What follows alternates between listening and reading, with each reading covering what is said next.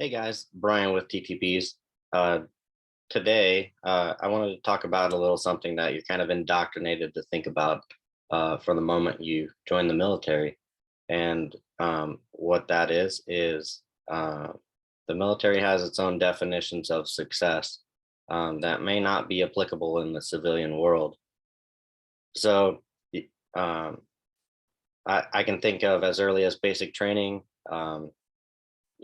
Just whether you go to airborne school or not was a big factor in, whether you were, you know, more worthy of of the pride and the accolades than your peers. And I know, especially being in the infantry, going into a regular unit. Uh, when you get ranger qualified leaders, it's kind of preached down to you over and over again. You need to go to ranger school. If you're a real leader, you need to go to ranger school. If you want to be a good leader, you need to go to ranger school. If you want to get promoted faster, you need to go to ranger school. That was especially true at my last unit in the 101st. And um, just here to tell you that those schools don't really mean a whole lot on the outside, at least at face value. There might have been lessons that you learned in certain schools, like Ranger School, that you can apply to other places.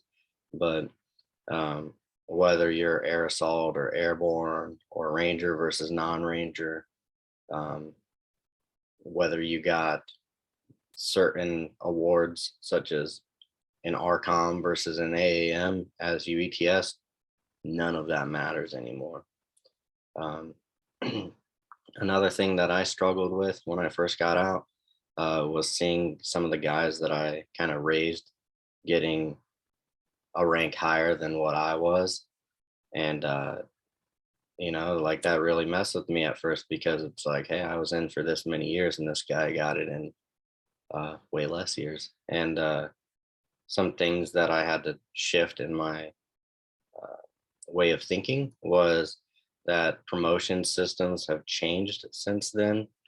Um, and while some people might say that it's been made easier and that they just promote anybody and everybody, um, I don't really subscribe to that way of thinking. I think the army tried to mitigate the toxic leaders that um, prevent people from moving forward as they should.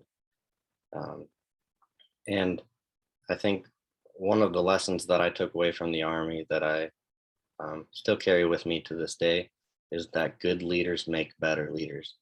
Um, for example, on my last deployment, one of my guys was also the platoon RTO, and the amount of responsibility that guy had um, as a PFC was a lot more than I had for half my career as a specialist.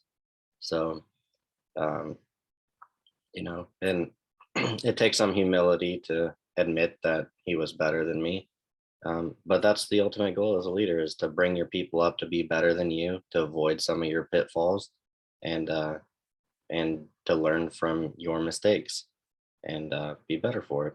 So um, just know that um, you're not less of a person, you're not less worthy, you're not less successful if you don't achieve those schools or the next rank or certain awards that you wanted to in the army. And ultimately, you're pursuing a different way of life where those things might not hold a lot of weight, anyways. So the sooner you get out of that mindset that you needed to accomplish ranger school or whatever, um, the better you will be in the long run. So again, thanks for listening to this. I'm Brian from TTPs, and if you have any questions, shoot them my way. Thanks.